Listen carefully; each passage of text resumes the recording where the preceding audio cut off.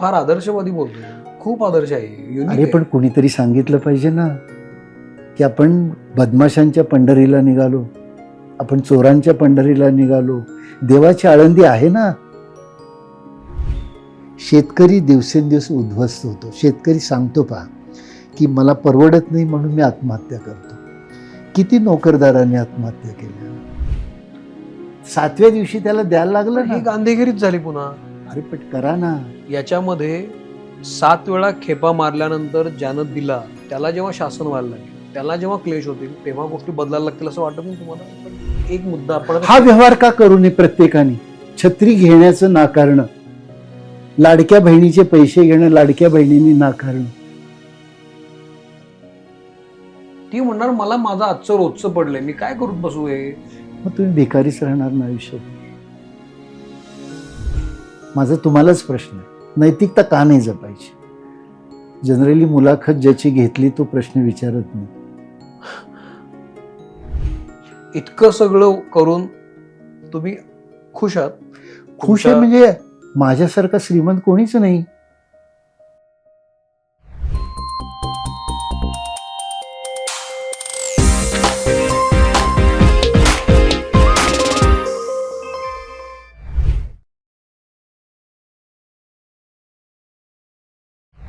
नमस्कार, मी सौमित्र पोटे. मित्रमणेमध्ये तुम्हा सगळ्यांचं मनपूर्वक स्वागत. आज आपल्यासोबत आहेत डॉक्टर सुनील कुमार लवटे. मी तुमचं मनपूर्वक स्वागत करतो सर. सुनील कुमार लवटे हे अर्थातच साहित्यिक आहेत, संवेदनशील विचारवंत आहेत. त्यांची सुरुवात शिक्षक म्हणून झाली, मग ते प्राचार्य म्हणून निवृत्त झाले. अनेक अंगांनी त्यांचं काम मोठं झालेलं आहे आणि अर्थातच कोल्हापुरातलं अत्यंत महत्त्वाचं व्यक्तिमत्व म्हणून त्यांच्याकडे पाहिलं जातं. तर आज त्यांच्यासोबत अनेक विषयांवर बोलायचं आहे मला.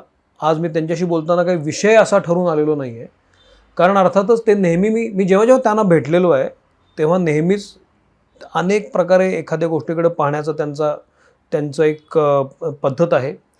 अनेक प्रकारे ते विचार करून त्यावरच्या आकलनानुसार सांगत असतात, गोष्टी लोकांपर्यंत पोचवत असतात. तर माझ्या मनात काही छोटे छोटे प्रश्न आहेत जे आपण आत्ता जगताना आपल्याला दिसत असतात, भेडसावत असतात. त्या सगळ्या गोष्टींवर, त्या घटनांवर, त्या सिच्युएशनवर, परिस्थितीवर एक विचारवंत, एक साहित्यिक आणि एक संवेदनशील नागरिक म्हणून ते कशा पद्धतीने पाहत असतात, त्यांचा काय विचार सुरू असतो हे समजून घेण्याचा एक प्रयत्न आहे. तुमचं स्वागत. मित्रमणेमध्ये आल्याबद्दल आम्ही एक छोटीशी भेटवस्तू देतो आणि मग बोलतं करतो तुम्हाला. नेत्रा इन्स्टंट मिल तर्फे ही एक छोटीशी भेट. ह्याच्यामध्ये हे एका वाफेवर तयार होतं. हे महाराष्ट्रीय पदार्थ आहेत सगळे आणि 5 मिनिटात तयार होतात, तुम्हाला आवडतील. आणि अर्क ऑइल्स तर्फे ही कोल्ड प्रेस्ड ऑइल आहेत.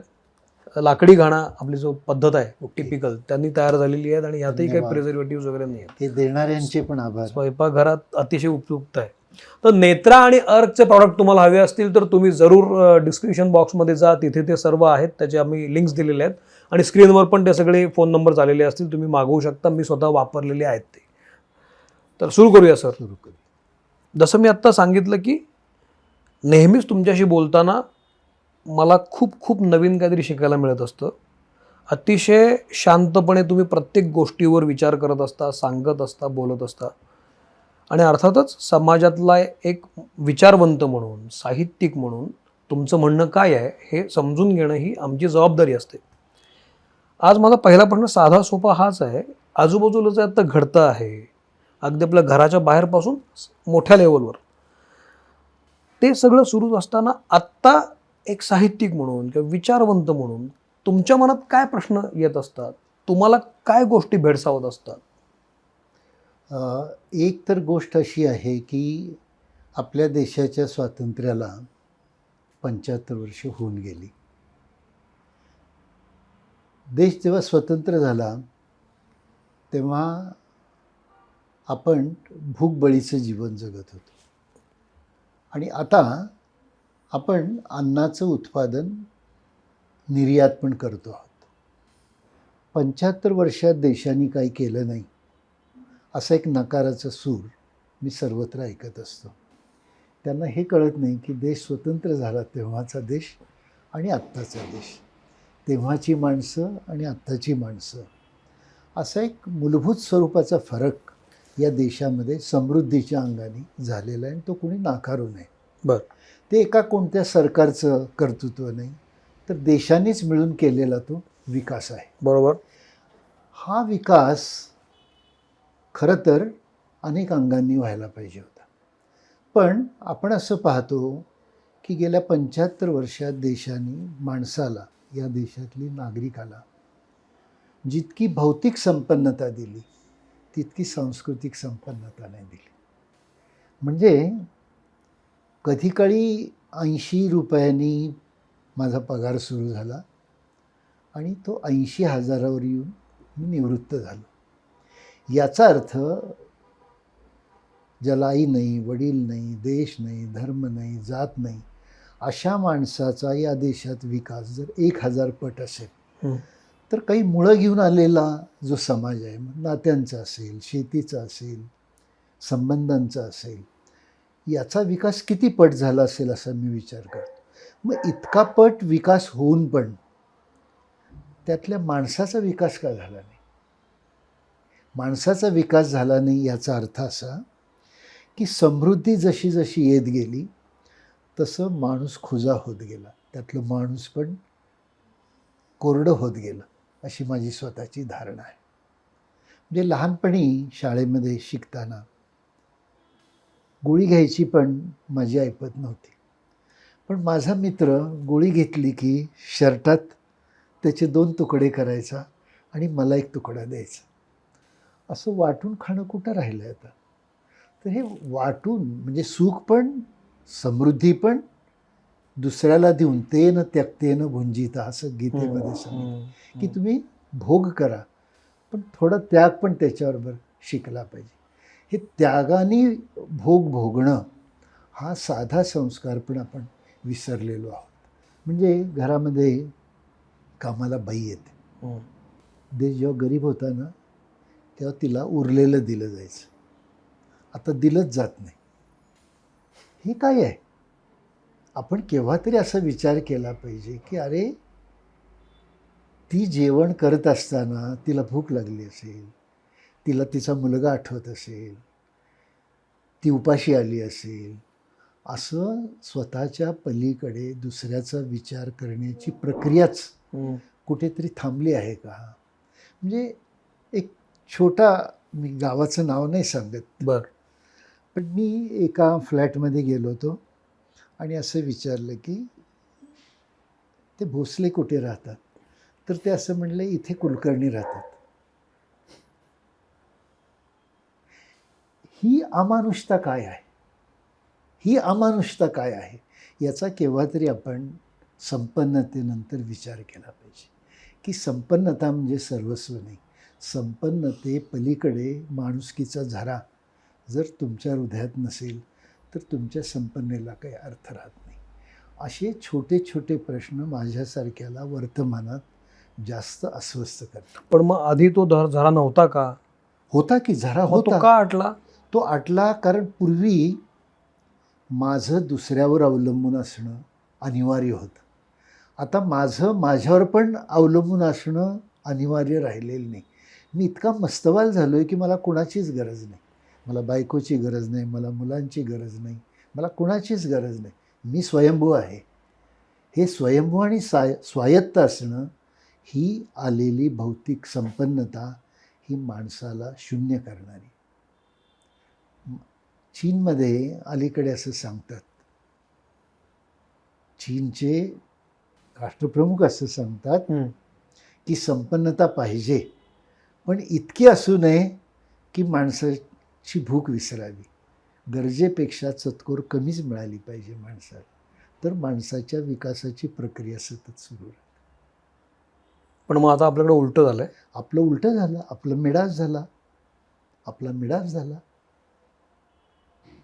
आणि मिडास झाला, मी असं तुम्हाला सांगेन की दुसऱ्याला द्यावंसं न वाटणं, याला ही कृपणता नाही का सामाजिक? पण मग हे कुठून सुरू झालं? हे सुरू झालं की मला कुणाची गरज नाही. होय ना, पण तशी सिस्टीम उभी राहिली ना. सिस्टीम उभी राहिली. कुणी केली? सरकारने केली, ती माणसानेच केली ना. ती संपन्नतेच्या म्हणजे मला असं वाटतं बरं का, की अत्यंत कमी काळात आपला आर्थिक विकास झाला. अत्यंत कमी काळात. बर. म्हणजे 90 नंतर 26 पर्यंतचा प्रवास हा आपला विकासाचा प्रवास आहे. 90 साली आपण गरीब होतो. 90 नंतर ज्याला आपण जागतिकीकरण म्हणतो स्थूल अर्थाने, तिथून आपल्या समृद्धीला सुरुवात झाली. आणि त्याचं श्रेय खरं म्हणजे मनमोहन सिंगांनी ज्या पद्धतीने देशाची अर्थरचना केली त्यातून आपलं यश आलं. समृद्धी आली पाहिजे, यश आलं पाहिजे, स्वास्थ्य आलं पाहिजे, हे सगळं खरं आहे. पण ते इतक्या विषमतेने आलेलं आहे की ज्याच्याकडे आहे त्याच्याकडे जास्त जातं, ज्याच्याकडे नाही त्याच्याकडे आणखीन कमी येतं. ही जी विषमता आहे समाजातली,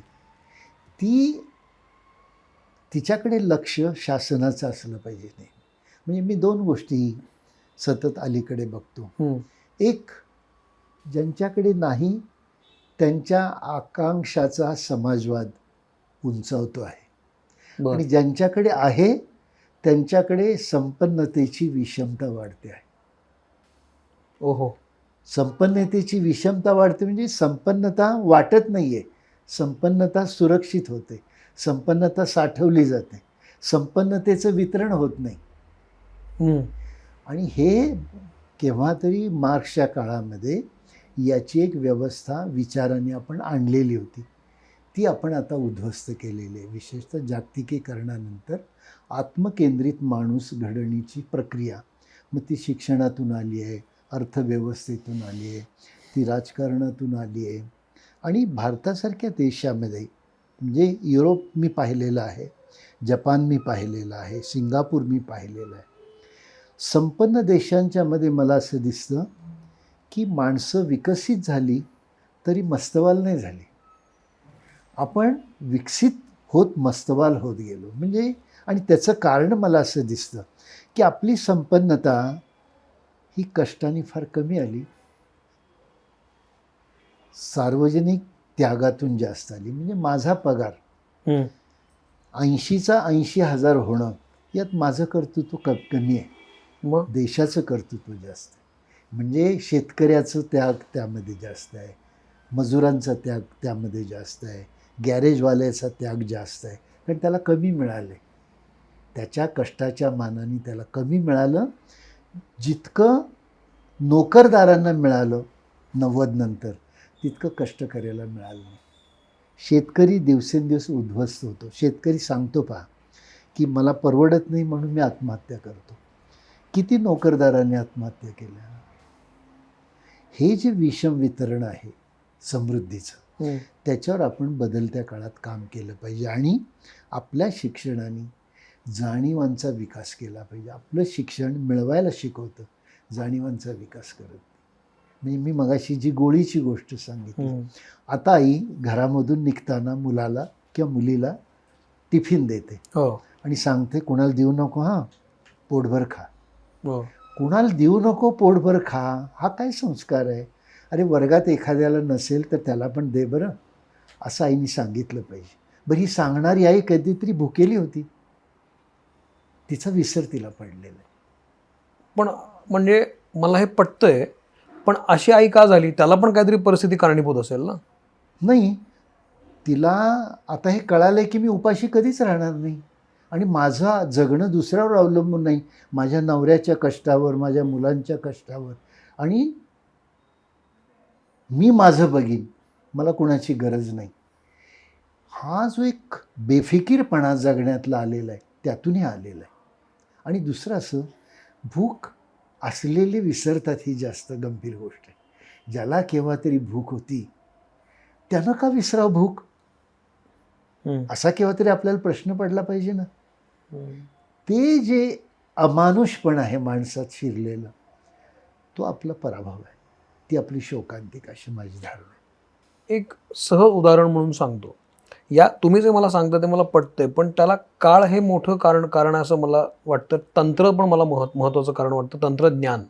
कशा अर्थानं सांगतो, उदाहरणार्थ तुम्ही मला करेक्ट करा.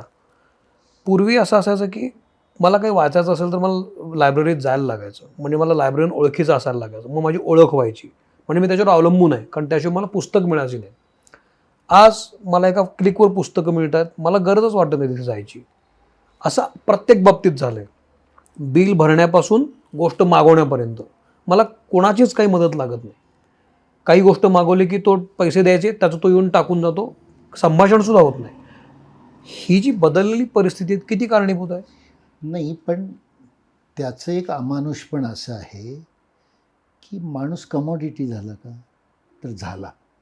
माणसाचं कमॉडिटी होणं आणि माणसाचं माणूस राहणं ही तुम्हाला गरज नाही वाटत? तुम्ही माणूस आहात का यंत्र आहात का तंत्र आहात का मंत्र आहात? तुम्ही कोण आहात? तुम्हाला कधी असं वाटत नाही की आपलं डोकं कुणी दाबावं? तुम्हाला कधी असं वाटत नाही की आपण आजारी पडल्यावर एक ग्लुकोजचं बिस्किटचा पुडा कोणी घेऊन यावा? वाटतं अर्थात. वाटतं ना? 100%. पण वाटतं, पण तुम्ही तसा व्यवहार नाही करत. दवाखान्यात जाता, हार्ट अटॅक आलेला असतो, नुसते पाहताना येता, खिशात 1000 रुपये टाकून येत नाही त्याच्या समोर भेटलेल्याच्या. तुमच्याकडे ऐपत नसते 1000 रुपयाची. तर ज्याला हार्ट अटॅक आला आहे त्याच्या पालकांना दुसरा एक अटॅक आलेला असतो, हो. आर्थिक अटॅक. त्याचं काय? तो पैशाच्या भ्रांतीत असतो आणि तुम्ही कोरडे सहानुभूती देऊन येता. का असं वाटू नये की 5000 त्याच्या खिशात घालून यावे? त्याला गरज आहे. आता आपण शेअर केलं पाहिजे. आपल्याकडे आहे, आपण देऊ शकतो. विचारच येत नाही. ही कोणती गोष्ट आहे? ही कोणती गोष्ट आहे? हा निष्ठुरपणा कुठून आला? माझं म्हणणं, पैशाला पण वाटा असल्या पाहिजेत आणि त्या स्वतःच्या पलीकडे असल्या पाहिजेत. पैसा आला पाहिजे, मान्य आहे. मी पण शून्यातून शतकाकडे गेलेला मनुष्य आहे. हो. पण शतकाकडे गेलो तरी शून्य मी विसरलेलो नाही. शून्य विसरणं ही शोकांतिक आहे. ह्या सगळ्यामध्ये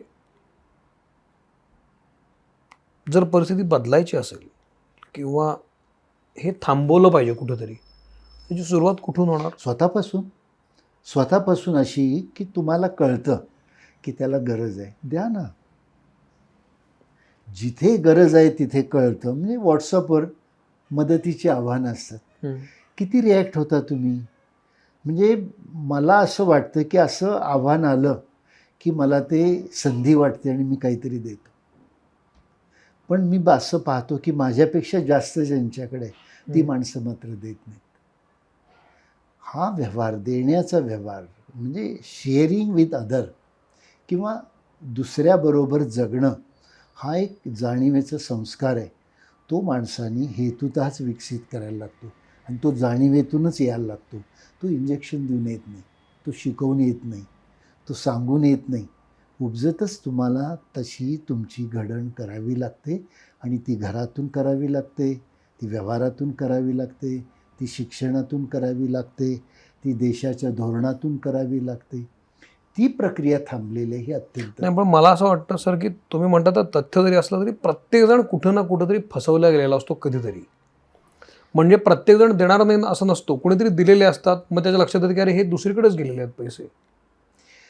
माझं काय असं म्हणणं खूपदा होतं की आणि मग तो एक नाही, मी अगदी त्याला एक अगदी छान उदाहरण आणि खरं म्हणजे सार्वत्रिक उदाहरण. देवाच्या पेटीमध्ये टाकलेले पैसे चोरीला जातात हे माहिती आहे आपल्याला, तरी आपण टाकतोच ना? का टाकायचं थांबलो? निरपेक्षपणे दान का नाही करायचं? कोणताही पावतीचा विचार न करता जर दान तुम्ही करायला लागाल तर देण्याचा आनंद तुम्हाला मिळत राहील. दिलं की तुमचं काम संपलं, इथपर्यंतच तुमचा प्रवास ठेवा ना. की त्याचं पण ऑडिट करत राहणार, देण्याचं पण ऑडिट करत राहणार, मग त्या देण्याला काही अर्थ राहत. म्हणजे पावती मागितली की अविश्वास सुरू झाला, अशी माझी धारणा आहे. पावती असली पाहिजे सार्वजनिक जीवनामध्ये, पावती असली पाहिजे. मी काय म्हणतो, पण ते म्हणजे परिमाण. म्हणजे रोजच्या अनौपचारिक व्यवहारात पावती कुठली मागता? दिलं संपलं, विसरून जा. त्याचा व्यवहार कशाला बघत बसता? पण सर्वसामान्य माणसांना फसवणारे किती आहेत मग असे? पण सर्वसामान्य माणसाला मदत करणारे किती आहेत? मदत करणारे कमी आहेत, फसवणारे जास्त आहेत. हे जर खरं असेल तर देणाऱ्यांची गरज जास्त आहे. असं नाही त्याचा दुसरा अर्थ. देणारे निर्माण झाले पाहिजेत का फसवणारे निर्माण झाले पाहिजे. फसवणाऱ्यांच्याकडून देणाऱ्यांना पण द्यायचं नाही, मग आटलीच की गंगा सगळी. मग तुम्ही मदतीची अपेक्षा कुणाकडे करायची, करायची. कुणाकडे करायची असा मुद्दा राहतो ना. आणि तुम्ही समृद्ध झालात, समाज नाही समृद्ध झाला, अजून समाजाला तुमची गरज आहे. फसवणारे असले तरी गरज आहे, हे आपण विसरून चालणार नाही असं मला वाटतं. नाहीतर मग सगळं संपलं ना, जगणं संपलं माणसाचं. जर तुम्ही दुसऱ्यांनी तुम्हाला खांदा द्यायचा नाही. म्हणजे मी आणखीन एक उदाहरण सांगतो. इथेच माझ्या पलीकडे एक गृहस्थ राहत होते. मुलगा अमेरिकेत, आई गेलेली आधी. मुलगा काय वारंवार येऊ शकतो. तुम्ही तंत्र समृद्धी वगैरे सांगता ना, जागतिकीकरण. तो जाताना मोलकरणीला सांगून गेला की आता मी जातोय, बाबांचं केव्हाही काही होईल, मी काय परत येऊ शकणार नाही. मी हा नंबर देतो, बाबा गेले तर या नंबरवर फोन कर. त्यानं जाताना वडिलांचं देहदान केलं होतं आणि ॲम्ब्युलन्सचा नंबर दिलेला होता हॉस्पिटलच्या. तिने फोन केला, गाडी आली आणि घेऊन गेली. मग हेच जगणं आहे का आपलं? हेच जगणं आहे आपलं? हेच जर जगणं असेल तर मग जगायचं तरी कशाला? तुम्ही पण देहदान करून मोकळे व्हा ना. तुमचं वडिलांचं देहदान केलं, तुमचंही करून मोकळे व्हा. कशाला जगता? कशाला श्वास सुरू आहे? कशाला मिळवणं सुरू आहे? असा मुद्दा येतोच. पण याच्यामध्ये हा विचार चालू असताना ही जी पुढची पिढी आहे जिनं हा निर्णय घेतला, त्यांच्या बाजूने एकदा विचार करून बघितला तुम्ही? मग तो काय विचार आहे मला पण जाणून तो विचार घ्यायचा. असा असेल त्याला प्रॅक्टिकली शक्य नसेल. नाही, त्याला शक्य नसेल, बरोबर आहे. पण 4 मित्र, जोडलेली माणसं, नातेवाईक, पर्याय होते की नाही त्याला? आपण जर संबंधच ठेवणार नसू समाजाशी, आजूबाजूच्याच, काय अर्थ आहे जगण्याला? कॉलनी कशाला म्हणायची? अपार्टमेंट कशाला म्हणायचं? अपार्टमेंट सहनिवास त्याचा मराठी शब्द आहे. सहनिवास. सहवास असं कॉलनीला शब्द आहे. वसाहत असं शब्द आहे. वसाहत म्हणजे इतरांसह राहणं. कुठं आहे आपल्याकडे? ते नको. आणि त्याची गरज संपली आणि असं राहू नये. बेटावर जा, एकटेच राहा ना जंगलात जाऊन. कशाला माणसात राहिलात? इतके मस्तवाल आणि इतके स्वयंभू जर आहात. शब्द चांगला नाही मस्तवाल, पण येतो हल्ली माझ्या तोंडात, वारंवार येतो तो. आणि ती प्रतिक्रिया म्हणून येतो. आणि तो मला कळतं की मी उद्धट बोलतोय, म्हणजे अहिंसक बोलतोय, पण परिस्थितीने माझ्या जिभेवर तो शब्द आणलेला आहे. माझा लढा परिस्थितीशी आहे. माझा लढा बदललेल्या, जाणीवा संपलेल्या समाजाशी आहे. आणि मला परत असं वाटतं की मनुष्यदायी समाज असावा, मानवी समाज असावा, संवेदनशील समाज असावा, दुसऱ्याशी आपण कोणतरी लागतो अशा नातेसंबंधांचा समाज असावा, असं मला सतत वाटतं. आणि वाटलं पाहिजे आणि त्या दृष्टीने आपण प्रयत्न पण केले पाहिजे. सर, तुम्ही खूप वर्ष शिकवलेलं आहे मुलांना. खूप पिढ्या तुमच्या हाताखालनं गेलेल्या आहेत. अगदी शिक्षकापासून पार प्राचार्य असेपर्यंत तुम्ही वेगवेगळे टप्पे बघितलेले आहेत. त्यानंतर रिमांड होममध्ये तुम्ही खूप वर्ष कार्यरत होता. बालकल्याण संकुल केलं तुम्ही त्याचं. त्या अर्थानं त्या पिढ्यांशी जोडले गेलेलं आहात तुम्ही. त्या पिढ्यांचे विचार, त्यांची काम करण्याची पद्धत सगळी तुम्ही जवळून बघितली आहे. हा जो परिस्थिती बदल आहे, यामध्ये ह्या सगळ्या पिढ्या इन्व्हॉल्व आहेतच. आहेत, बरोबर? नक्की. तुमचं ते निरीक्षण काय सांगतं? हा जो बदल होत गेला आहे, याला फक्त हा एक भौतिक विकास एवढाच कारणीभूत आहे? भौतिक विकास हा एक पार्ट आहे त्यातला. पण मानवाचं आत्मकेंद्रित वाढणं हे त्याचं दुसरं महत्त्वाचं कारण आहे. आत्मकेंद्रितता जी आहे ना, त्याला छेद दिला पाहिजे आपण. मी आणि माझं याच्या पलीकडे पण एक जग आहे ना, त्या जगाच्या थोड्या तरी जाणीवा ठेवा की तुम्ही सुखी झालात, घास दुसऱ्याला द्या. दुसऱ्याला घास मिळतो की नाही याचा विचार करा. इथे वालावलकर म्हणून मोठे कापड व्यापारी होते कोल्हापुरात, मोठे दानशूर होते. ते नेहमी एक छोटी गोष्ट काय सांगायचे की तुमच्या पोळीवर तूप पडत असेल तर दुसऱ्याच्या पोळीवर तेल पडेल एवढा तरी विचार कर. त्याची पोळी कोरडी राहणार नाही इतका तरी विचार कर. मला वाटतं हा सामाजिक विचार आहे, हा संवेदनशील विचार आहे, तो आपण केलाच पाहिजे. मग आता तुम्ही जिथे जिथे कार्यक्रमांना जाता, ज्या ज्या ठिकाणी व्याख्यानाला जाता किंवा कोणी तुम्हाला आमंत्रण देत असेल, तेव्हा तुम्ही ज्या ज्या लोकांना भेटता आणि हा विचार बोलून दाखवता, त्यानंतरची त्यांच्या रिॲक्शन्स काय असतात, त्यांचे इश्यूज काय असतात? आपल्याकडे कसं आहे माहिती आहे का, व्याख्यानं आणि व्यवहार याच्यामध्ये फार मोठं अंतर आहे. व्याख्यानात टाळ्यांचा उत्सव असतो, व्यवहार हा जाणीवांचा संस्कार असतो. आई ग. व्याख्यानाने माणसं बदलली असं जर झालं असतं तर यशवंतराव चव्हाण साहेबांच्या काळातला महाराष्ट्र आज कुठे आहे? यशवंतरावांचे विचार कुठे आहेत? यशवंतरावांचा व्यवहार कुठं आहे? असं केव्हा तरी आपण आपल्यालाच विचारलं पाहिजे. पण हे सर्वच बाबतीत आहे. नाही, सर्वच बाबतीत आहे कलेमध्ये असं पण असंच नाही, आहे. सर्वच बाबतीत आहे असं म्हणत आपण कुणाकुणाकडे दुर्लक्ष करणार? थोडं मागे वळायला, मागे मान करा ना थोडी, थोडं अंतर्मुख व्हा. गिरेबान में झांक कर देखिए. आपल्यात तरी बघा ना, दुसऱ्याचं सोडा. मी नेहमी असं सौमित्र असं पाहतो की आरशात बघताना स्वतःकडे जितके तुम्ही नार्सिसस होता त्याच्याबरोबर समाजाचा पण विचार करा. आरशात स्वतःबरोबर दुसऱ्याला पण पहा ना. स्वतःलाच का पाहता आरशात? दुसरं दिसत नाही तुम्हाला आरशात? मला दिसतो. मला 100 लोक दिसतात, 1000 लोक दिसतात आरशात माझ्या. तुम्हाला का दिसत नाही? प्रॉब्लेम तुमचा आहे, समाजाचा नाही आहे. मलाच का दिसतात, तुम्हाला का दिसत नाहीत? मलाच का रडू येतं, मलाच का कळतं?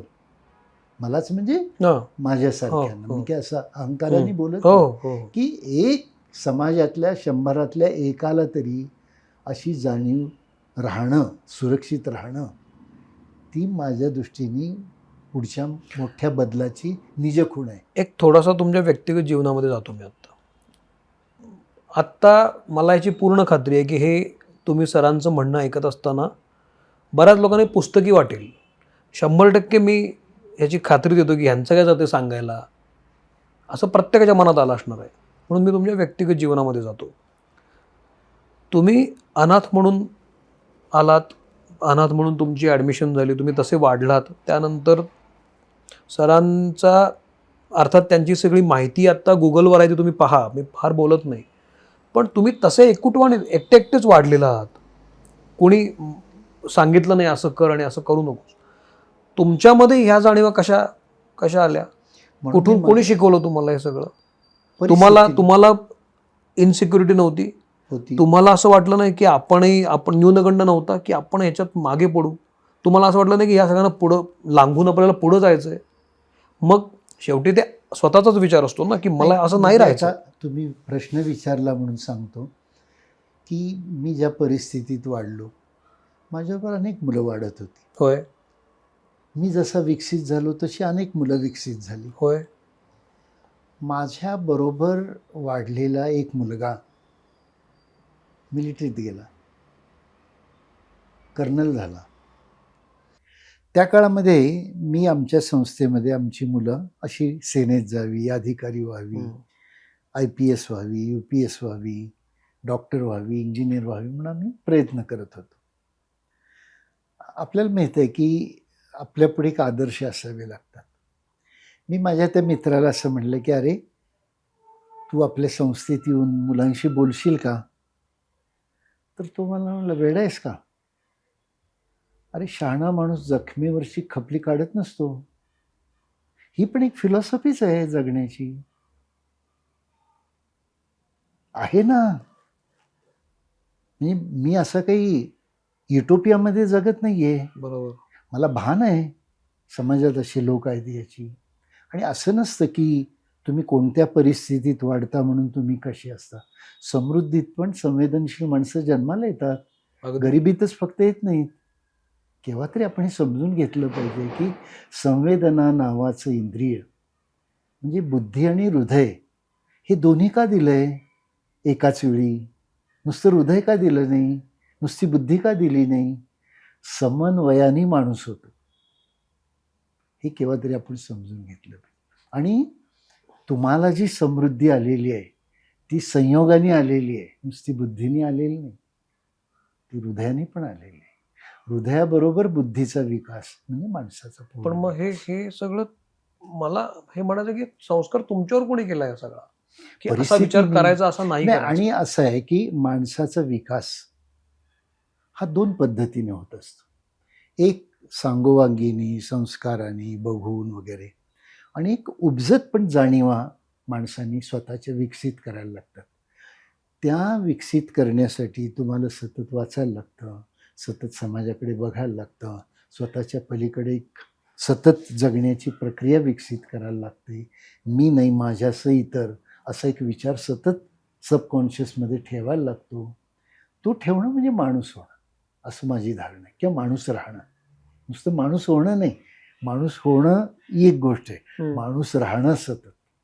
तर माणसाचं राहणं ही एक सतत चालणारी प्रक्रिया आहे, ती कुठेतरी मला समाजात थांबलेली मग दिसते. या सगळ्यामध्ये सिस्टीम म्हणून किंवा सरकार म्हणून किंवा हां, म्हणजे मी सांगतो ना, सरकार म्हणून एक गोष्ट आहे शिक्षण. सगळ्यात मोठा भाग मी तुम्हाला सांगेन की शिक्षण माणसाला घडवतं. म्हणजे मी जे देश बघितलेत त्या देशांनी शिक्षणाबरोबर माणूस घडवलेला आहे. म्हणजे छोट्या छोट्या गोष्टी आहेत की जपानमध्ये तुम्ही जा, जपानमध्ये बसमध्ये किंवा ट्रेनमध्ये चढणारा माणूस डाव्याच बाजूला उभारतो आणि उतरणारा उजव्याच बाजूने उतरतो. कारण काय? तर हे बालवाडीत शिकवलेलं असतं. बालवाडीच्या सहली आणि फील्डवर्कच्या व्हिजिट ह्या बसमध्ये, ट्राममध्ये, मेट्रोमध्ये नेल्या जातात. आणि बालवाडीत शिकवलं जातं की चढताना डाव्या बाजूला चढायचं, उतरताना उजव्या बाजूला. आणि ते फळ्यावर नाही शिकवत, ते वर्गात नाही शिकवत, ते प्लॅटफॉर्मवर नेऊनच शिकवलं जातं. आपल्याकडे कुठे प्लॅटफॉर्मवर नेलं आहे? प्लॅटफॉर्म तिकीट काढायला कधी शिकवलं आहे आपल्या शाळेने? मग प्लॅटफॉर्म काढायचाच नसतो, असाच संस्कार आपलं शिक्षण देतं. छोट्या छोट्या गोष्टी शिक्षणानेच दिल्या जातात. की एक साधी गोष्ट आहे की स्वच्छता, आपल्याकडची स्वच्छता. आपल्याकडे स्वच्छतेची व्याख्या काय? आपला कचरा दुसऱ्याच्या दारात टाकणं. जगामध्ये कचरा न करणं म्हणजे स्वच्छता. केव्हा तरी आपण शिकवणार आहोत की नाही? नियम पाळायचे असतात, मोडायचे नसतात. सिग्नलवरच जाऊन शिकवायला लागतं, सिग्नल तोडायचं नाही. वर्गात नसतं शिकवायचं. हिरवी बत्ती लागल्याशिवाय स्टार्टर मारायचा नाही. पांढऱ्या झेब्रा पट्ट्यावर गाडी न्यायची नाही. हे चौकात नेऊनच शिकवायला लागतं. आपण कधी नेले चौकात मुलांना? मग 80ने जातातच लोक.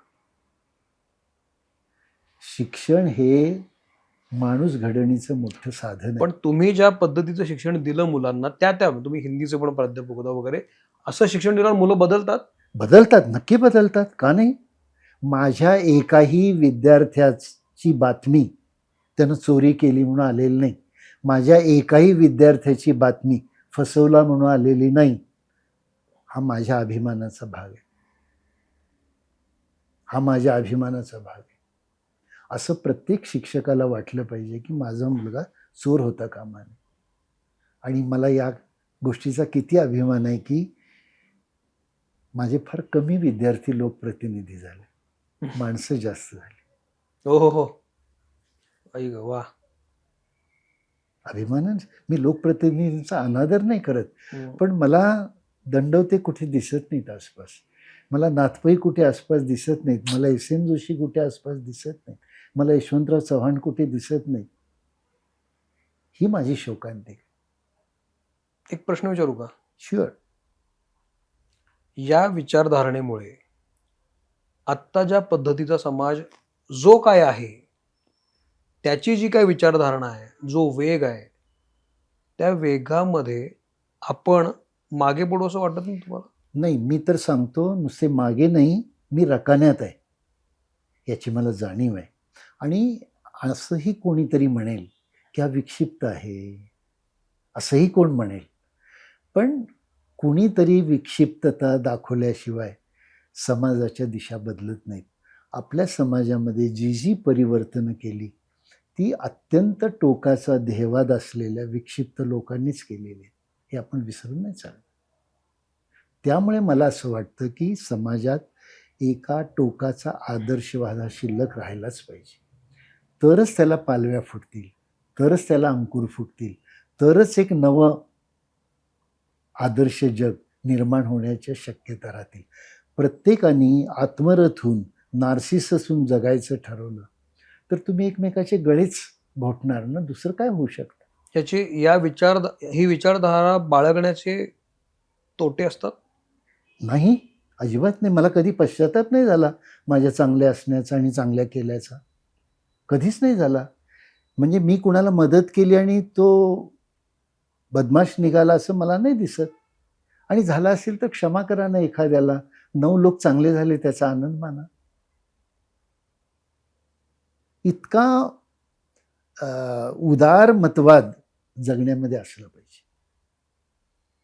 सगळं रुपये आणि पैसे, पावत्या यात नसतं. पण मग याच्यात जर काही तोटा नसेल किंवा ही विचारधारा बाळगायला आणि त्याचा आग्रह करायला त्याच्यामुळे काही तडजोड करावी लागत नसेल, तर मग तुमच्यासारखे अनेक साहित्यिक आहेत, अनेक विचारवंत आहेत, अनेक शिक्षक आहेत, ज्यांना आदर्श शिक्षक पुरस्कारापासून सगळे मिळालेले असतात. ते याचा पुरस्कार करताना किंवा ती वाट धरताना का दिसत नाहीत? प्रत्येकाचं जगणं वेगळं असतं. माझं काय म्हणणं, की ऐकल्यानंतर, कळाल्यानंतर, वाचल्यानंतर आपल्यात थोडे तरी बदल व्हावे ना. सौमित्र, तू काहीच वाचलं नाही आजपर्यंत. नाही त्याचे काय वाचलं. परिणाम झाले? तू आजपर्यंत काहीच पाहिलं नाही, त्याचे काय परिणाम झाले? तू आजपर्यंत काहीच निरीक्षण केलं नाही, त्याचे काय परिणाम झाले? असं केव्हा तरी प्रत्येकाने विचार, की मी जे पाहतो, जे चांगलं वाईट आहे, वाईट कमी व्हावं आणि चांगलं व्हावं, एवढा एक छोटा विचार जरी घेऊन आपण एक एक पाऊल पुढे गेलो तरी जग बदलेल. जग बदलणं म्हणजे काही क्रांती नव्हे. जग बदलणं म्हणजे बदलच आहे.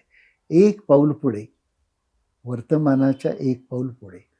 किंवा जी लोक वाट चालत नाही त्या वाटेने मी एक पाऊल चालेन, एवढं करावं. आता जी परिस्थिती देशामध्ये, राज्यामध्ये, शहरामध्ये ज्या पद्धतीचा विचारवाद आहे, त्याला जर काही बदल करायचे असतील, हळूहळू बदल घडला पाहिजे. म्हणजे एक साधी गोष्ट आहे ना, की हां. मी चौकात उभा असतो आणि माझ्या मागे बरेच लोक असतात. जेव्हा मी पहिल्यांदा झेब्रा पट्ट्याच्या शेजारी असतो तेव्हा मी हिरवा दिवा लागल्याशिवाय स्टार्टर मारतच नाही. मागे भरपूर लोक मला माझ्यासाठी हॉर्न वाजवत असतात, पण मी अजिबात त्यांच्याकडे बघत नाही, अजिबात बघत नाही. मला फक्त हिरवा दिवा, जसा अर्जुनाला डोळा दिसत असतो ना, तसा फक्त मला हिरवा दिवा दिसतो. असं किती जणांना हिरवे दिवे दिसतात? हिरवे दिवे दिसले पाहिजे, तिथं कायद्याचं राज्य सुरू. बरं, मला काय त्याचं? मी गेलो तर काय होतं? लवकर वरती जाता तुम्ही. मी जास्त दिवस टिकतो. 75 वर्षात पण मी तुझ्यापेक्षा तरुण वाटतो. याचं कारण माझं जगणं आहे. That is my tonic of living together. तर सर्वांच्या बरोबर जगण्यातला आनंद कशातच येत नाही सौमित्र. वा. तुम्हाला जर असं सांगितलं की माणूसपणाकडे जाण्यासाठी महत्वाचे तीन महत्वाच्या गोष्टी अंमलात आणल्या गेल्या पाहिजेत, शासकीय पातळीवर म्हणा किंवा एक डिक्टेटरशिप करायची, डिक्टेटर म्हणून, काय महत्वाचे 3 निर्णय घ्याल तुम्ही? शिक्षणातून माणूस घडणीचं शिक्षण एक गोष्ट. म्हणजे सगळंच शिक्षण बदलायला पाहिजे? हो, नक्की नक्की काहीच बदलायला अर्थ नाही पाहिजे. कशात? नक्की बदलायला पाहिजे. नक्की बदलायला पाहिजे. बालवाडीपासून सुरुवात झाली पाहिजे माणूस घडणीची. म्हणजे साधी गोष्ट आहे, रस्त्यावर पडलेला रुपया माझा नाही, तो मी उचलणार नाही. मागे इकडे तिकडे बघत पण मी उचलणार नाही. Very simple thing. नैतिकता नावाची गोष्ट दुसऱ्याच्या रुपयाला अस्पर्शित मानणं, इथून नैतिकता सुरू झाली पाहिजे. फार आदर्शवादी बोलतो मी. खूप आदर्श आहे, युनिक अरे आहे. पण कुणीतरी सांगितलं पाहिजे ना की आपण बदमाशांच्या पंढरीला निघालो, आपण चोरांच्या पंढरीला निघालो. देवाची आळंदी आहे ना, देवाची आळंदी सुरक्षित राहिली पाहिजे ना, माणसाची आळंदी सुरक्षित राहिली पाहिजे ना, वारकऱ्याचा विठोबा सुरक्षित राहिला पाहिजे ना. अगदी. मग तो केव्हा राहणार आहे? तो अशा छोट्या आग्रहातूनच राहील. फार मोठ्या गप्पा नाही मी सांगत तुम्हाला, मी छोट्या गोष्टी सांगतो. होय होय होय. म्हणजे खड्डा, रस्त्यावरचा खड्डा, नुसती शिव्या कशाला देता? एक भरा ना, कोण भरेल न भरेल. माझ्या रस्त्याच्या समोरचा खड्डा तरी मी भरेल, एवढं तरी मी करतो ते. माझ्या रस्त्याच्या समोर खड्डे नसतात. पण ह्याच्यामुळे ज्याची ती जबाबदारी आहे, अरे ठीक आहे ना, केव्हा तरी तो खड्ड्यातून वाचेल. ज्यांनी खड्डा पाडला त्याला जर कळेल की अरे मी न भरता खड्डा भरला, तो खड्डा काढायचा राहील ना केव्हा तरी, आज उद्या परवा तेरवा. तुम्ही तुमच्याबद्दल अकाउंटेबल राहा ना, दुसऱ्याचा कशाला विचार करता? मी दुसऱ्याचा विचार करत तुम्ही काहीच करत नाही स्वतः. मी मगाशी तुम्हाला म्हणालो की 3 कुठल्या गोष्टी आहेत? एक एक शिक्षण, शिक्षणातून माणूस घडण, दुसरं आलेल्या समृद्धीत दुसऱ्याचा पण वाटा याची जाणीव. म्हणजे मला 100 रुपये मिळाले तर त्या 100 रुपयात ते 100 रुपये केवळ माझ्या कष्टाचे नाहीत, ते त्याच्यामध्ये इतरांचा पण वाटा आहे. त्यामुळे माझ्याकडे आलेल्या 100 रुपयातले 10 रुपये मी दुसऱ्याला सतत दिले पाहिजेत याची जाणीव. 2 आणि 3, राजकारणी कसे असू देत, तुम्ही नागरिक म्हणून काही पथ्य पाळलीच पाहिजेत. म्हणजे पैसे घेऊन मतदान करायचं नाही म्हणजे करायचं नाही. जग कुणाला मत देतं याचा न विचार करता विवेकाने मी मत देईन असा स्वतःनी विवेक जपला पाहिजे. या 3 गोष्टी जर मूलभूतरित्या प्रत्येक माणसाने केल्या तर देश बदलेल. तुम्हाला काय जग वाटतं? बदलेल. तुम्ही ज्या 3 गोष्टी सांगितल्या ते लोकांना माहित नाहीत. सगळं माहीत आहे. मी शिक्षण बदललं पाहिजे, परत मला सांगतो माहिती ना, मी परत सांगतो. म्हणजे छोट्या छोट्याच गोष्टी आहेत त्या आपण करत नाही. गेल्या निवडणुकीला, म्हणजे आत्ता जी निवडणूक झाली महापालिकेची, हम्म. त्याच्या गेल्या निवडणुकीला बऱ्याच वर्षांपूर्वी हम्म. आपली निवडणूक हो, झाली. हो. गेल्या निवडणुकीला मी माझ्या इथल्या पलीकडच्या शाळेमध्ये मतदान केलं. माझ्या मतदान केंद्राचा अधिकारी, प्रिसाइडिंग ऑफिसर माझा विद्यार्थी होता. बरं. तुम्हाला माहिती आहे प्रिसाइडिंग ऑफिसर हा EVM मशीन घेऊन येतो, घेऊन देतो, मतदान मोजणीपर्यंत थांबतो, मग त्याची ड्युटी संपते. मतमोजणीनंतर तो डायरेक्ट माझ्या घरी आला बरं. आणि सर म्हटलं अभिनंदन तुमचं. म्हटलं का रे गड्या, माझं का अभिनंदन? माझ्या EVM मशीनवर एकच नोटा बटन दाबलेलं होतं आणि माझी खात्री आहे ते तुम्हीच दाबलेलं असेल. आपल्या विद्यार्थ्याला आपला शिक्षक कोण आहे हे जर माहीत असेल, आपल्या मुलाला आपला बाप कोण माहीत असेल, आपल्या नागरिकाला आपला नेता कोण माहीत असेल, असं नाही घडणार. Very simple thing. Self accountability, self sustainability, शाश्वतता, तुमच्या मूल्यांची शाश्वतता तुम्हीच जपा ना. कशाला अपेक्षा करता दुसऱ्यांनी करावं? का नाही असं होत? मीच का नोटा बटन दाबतो? आणि परत मतदान सांगतो, मी दिलेला मतदार प्रतिनिधी कधीच का निवडून आला नाही? मी ज्याला ज्याला मतं दिली तो कधीच का निवडून आला नाही? हे माझं अपयश आहे लोकशाहीचं, व्यक्तिशः.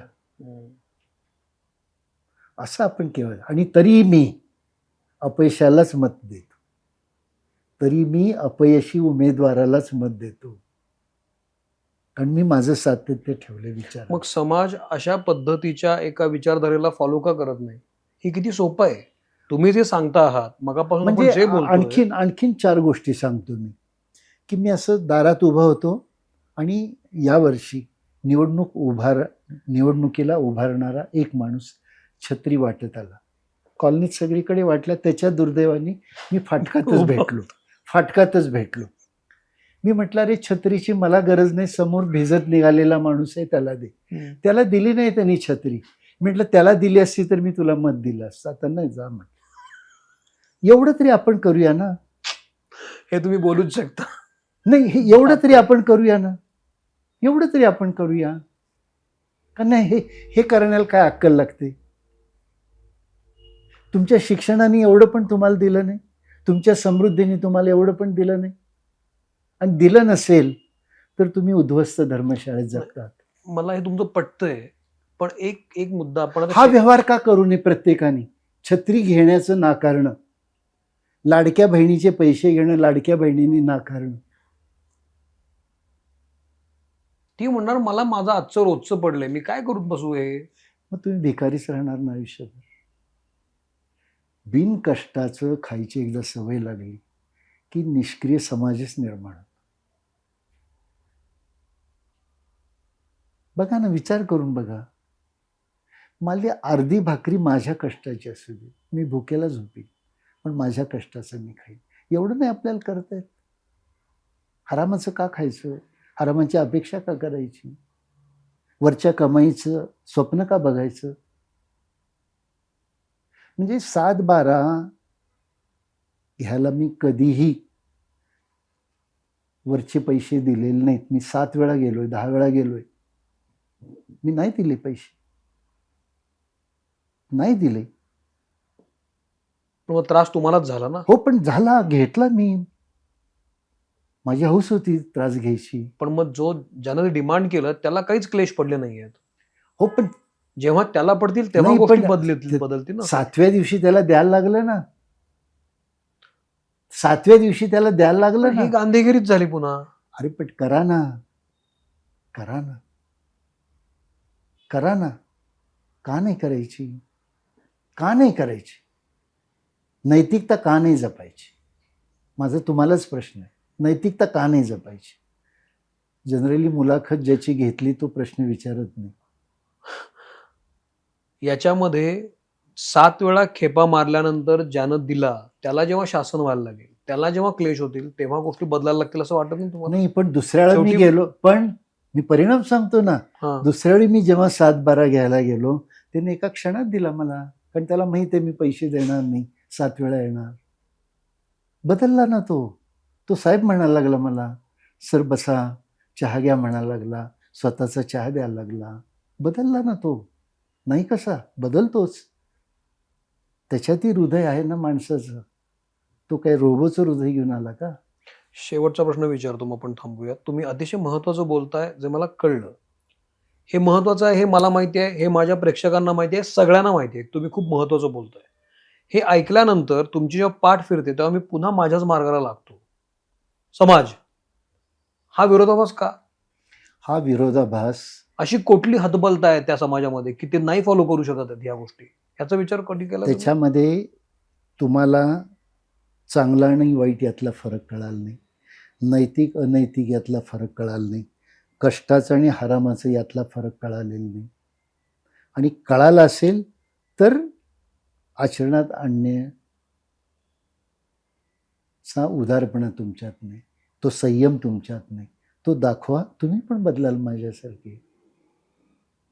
का नाही बदलणार? ठरवा ना नुसतं की नाही, मी पडलेला रुपया नाही घेणार. एवढं तरी ठरवा. माझा रुपया नाही, तुम्ही घेणार नाही. इतकं सगळं करून तुम्ही खुश आहात? खुश आहे म्हणजे माझ्यासारखा श्रीमंत कोणीच नाही. माझ्यासारखा श्रीमंत या जगात कोणीच नाही. कुणाला ज्याला सुखी माणसाचा सदरा पाहिजे असेल त्यानं माझा घेऊन जावं. संपलं. तुमचे जेव्हा वेगवेगळ्या व्यासपीठांवर वेगवेगळ्या तुमचे सत्कार होतात. आता पण मी ब्रँड कोल्हापूरची एक इथं ट्रॉफी बघितली म्हणून, तर ब्रँड कोल्हापूरचे अतिशय महत्त्वाचे तुम्ही व्यक्तिमत्व आहात हे लक्षात आलं. मग अशा माणसांना समोर आणून ही विचारधारा अधिक बळकट करण्याचं प्रयोजन का होत नाही, आयोजन का होत? होतं की म्हणजे कोल्हापुरामध्ये मी एखादा कार्यक्रम आयोजित केला तर 1000 लोक येतातच. म्हणजे कोल्हापुरात बदलतात. रुजलं नाही असं नाही. हम्म. म्हणजे पुस्तक समारंभाला लोक म्हणतात 50 पण लोक येत नाही. मी कार्यक्रम जाहीर केल्यावर 1000 किमान असतात. ह्याचं कारण काय? I have followers. Absolutely. I have followers. Yeah. And that I create by years together of my working, हम्म. my passion, my devotion, my sacrifice, my teaching, my behavior basically, my behavior. हम्म. आपलं behaviour आपण सुधारू, आपलं आचरण सुधारू. येतात लोक. मी वा अजिबात निराश नाही.